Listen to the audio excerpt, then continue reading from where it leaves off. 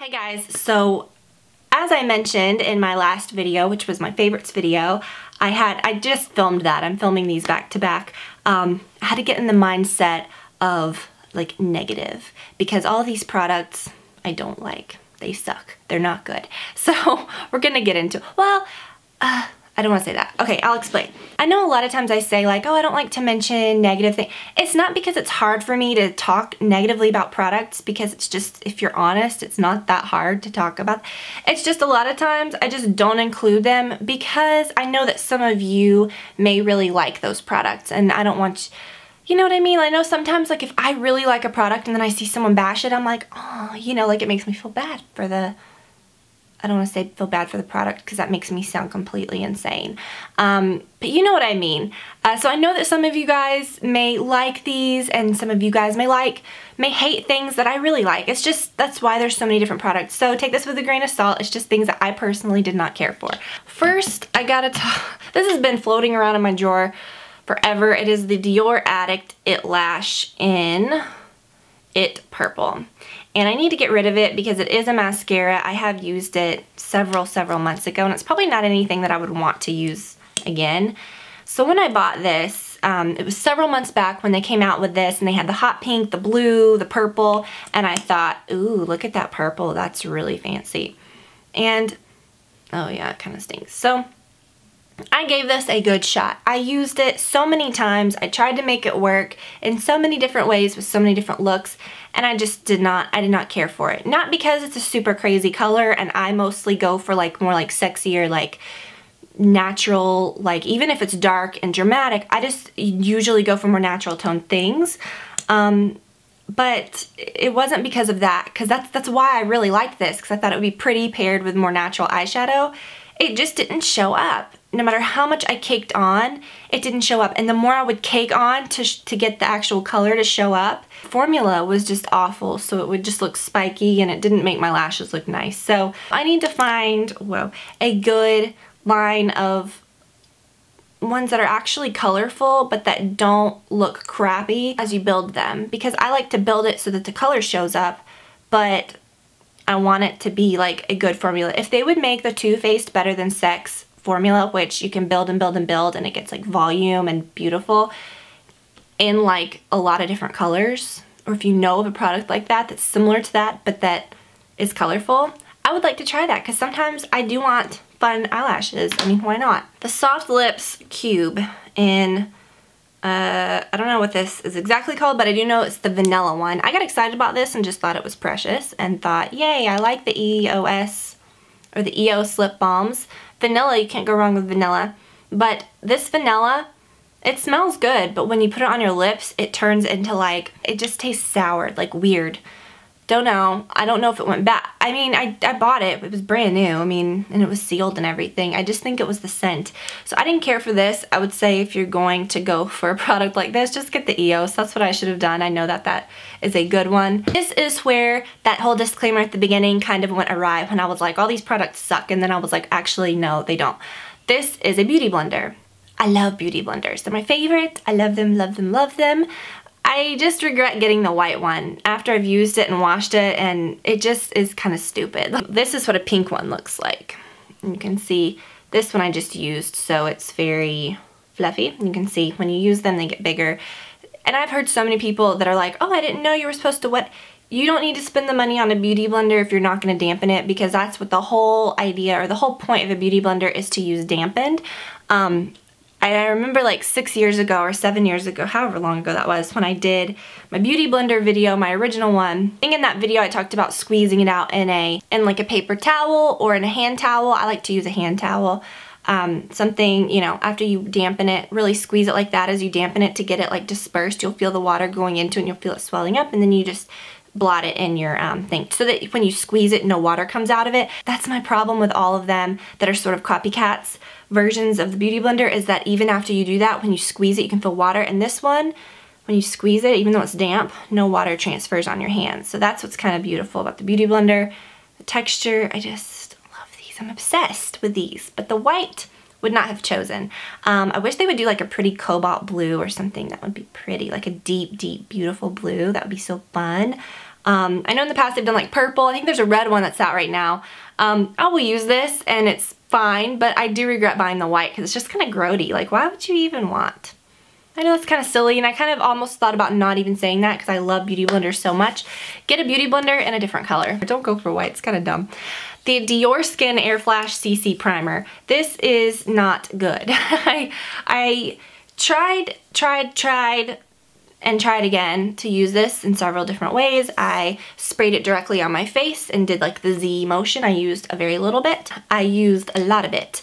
I used it in the palm of my hand in a brush. I used it on the back of my hand in a brush. I tried to like pull it up and get the product. I sprayed it directly onto a brush and then used it.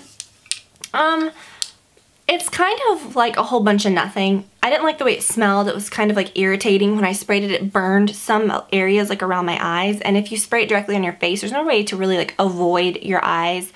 I didn't like when you sprayed it how it would like be on your hair, and it would kind of get, sometimes even when I sprayed it on my hand, it would splash up and get on my clothes.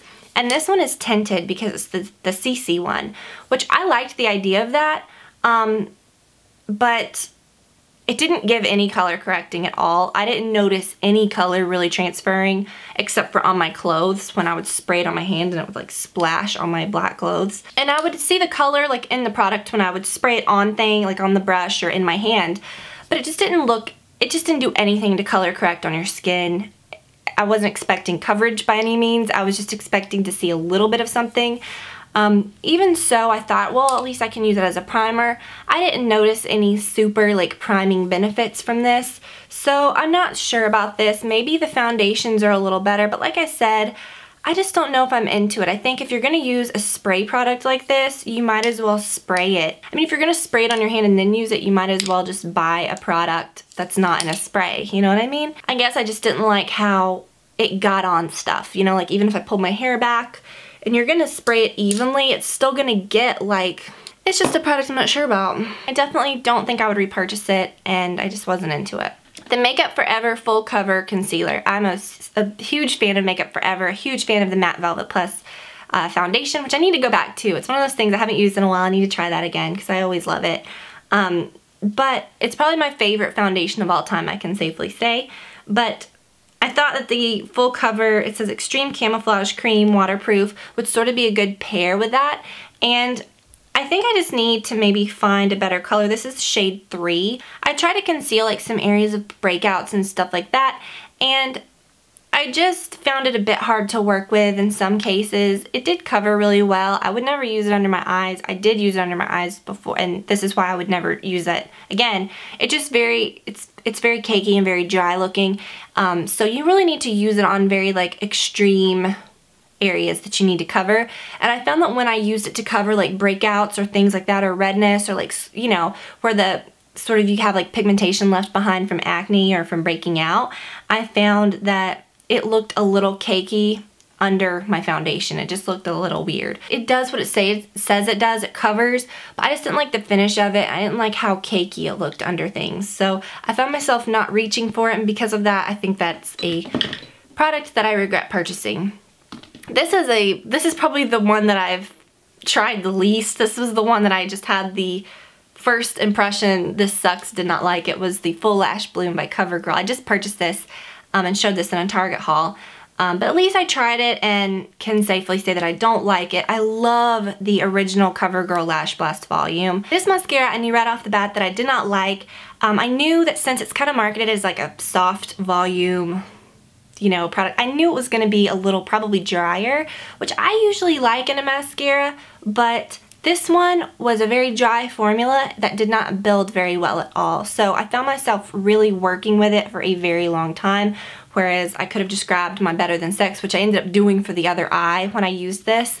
I just grabbed my other mascara and got a much better effect in like a fraction of the time.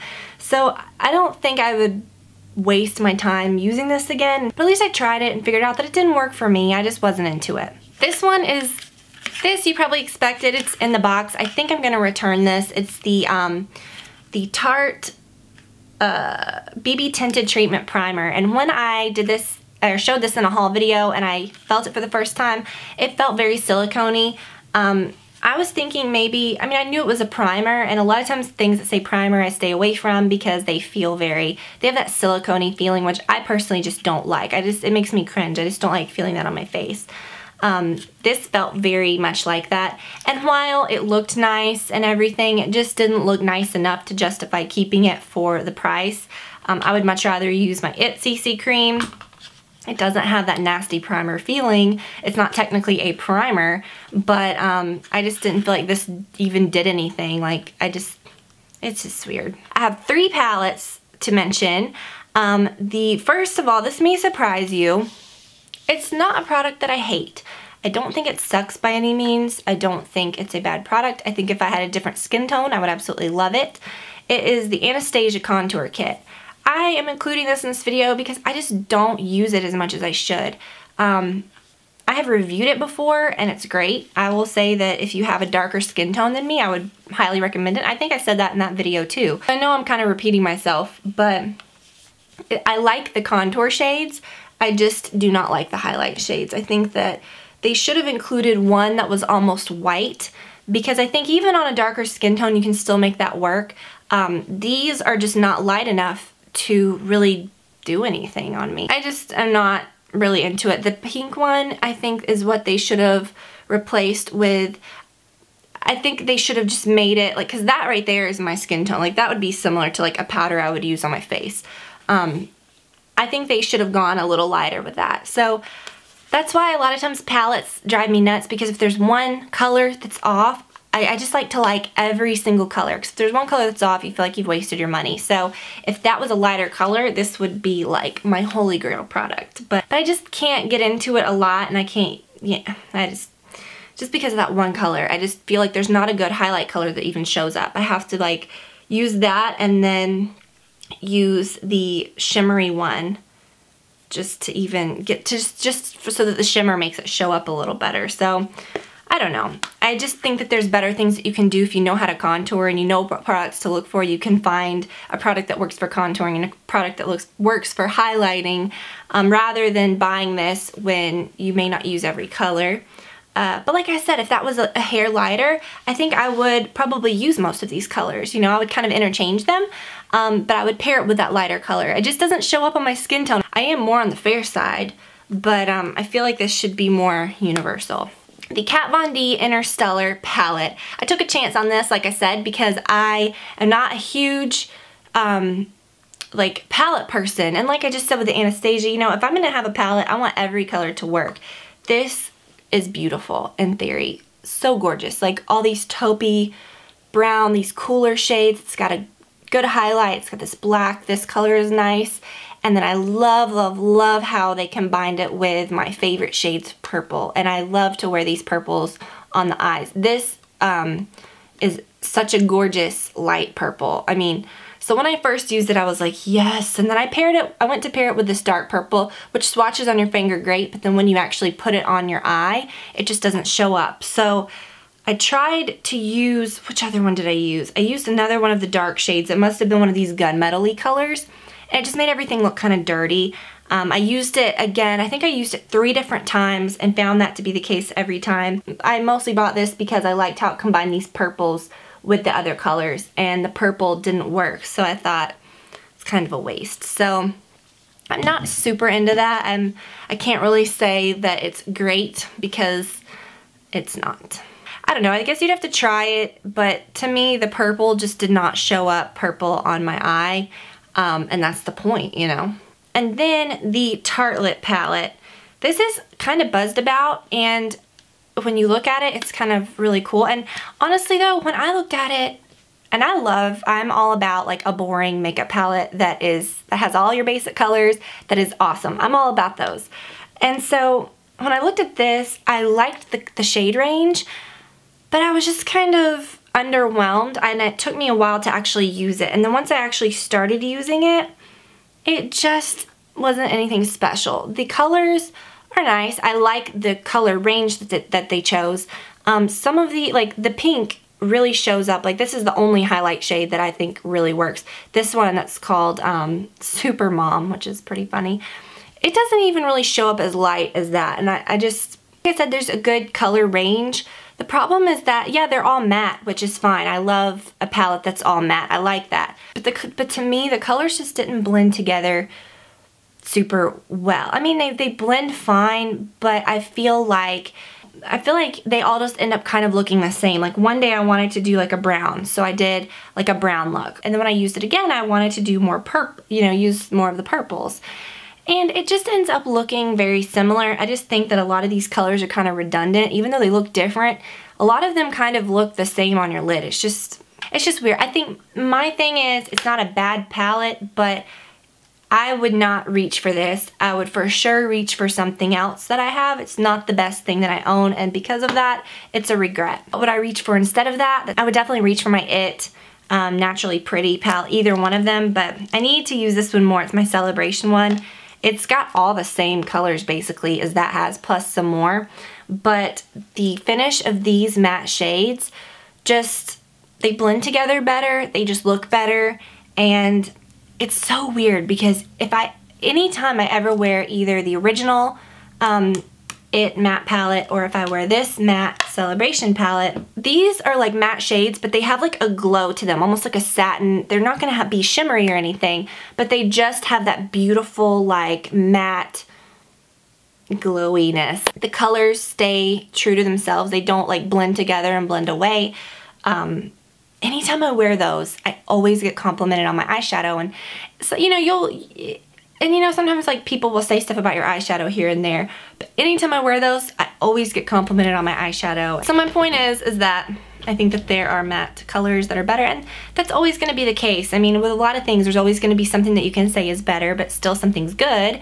Doesn't mean it's bad, but this is just something that I would never reach for because I've got those other products. So to me, it's just not the best matte palette around. So those are my duds. I hope that you guys enjoyed that negative video. That is it right there. That's why I don't like to do negative things. Not because I don't like to be honest and say negative things, but because it always drives me nuts when I talk about something. Like those Hourglass Modernist palettes. They worked for me. They were great. They look great on my eyes. They work amazing. The two shades that I haven't tried all of them. Some of the other ones may totally suck. I got so many comments from people where they almost didn't trust me, or they thought that I was wrong in saying I liked them because they had seen other people say they didn't. And I get that's what we do on YouTube. We do reviews, and I'm not saying you shouldn't take that. You know, I'm saying you should take my advice because I'm being honest, but what works for some may not work for others. I thought that was funny that so many people had taken those negative reviews as basically meaning I should never try this. And I think when you give a good review of something, I think that's like, you know, saying, hey, this is worth a shot, you know. But when you give something a negative review, I think that is good to sort of take with you and sort of think, okay, well, I definitely don't want that because of X, Y, or Z. But if it's something that like someone just doesn't like the colors, or they just don't prefer the way they blend or something like that, maybe you could try it and it might work for you because you might do it in a different way. So I think that's what drives me nuts, is to see people that are like, oh, so-and-so said it's bad, so it's bad. You know what I mean? That's what makes me upset. So definitely take this with a grain of salt. These are just things that don't work for me and that I personally didn't like. So I hope that y'all enjoyed it. I hope that you have a great week, and I will see you again this week with another video. And yeah, have a great week, y'all. Bye.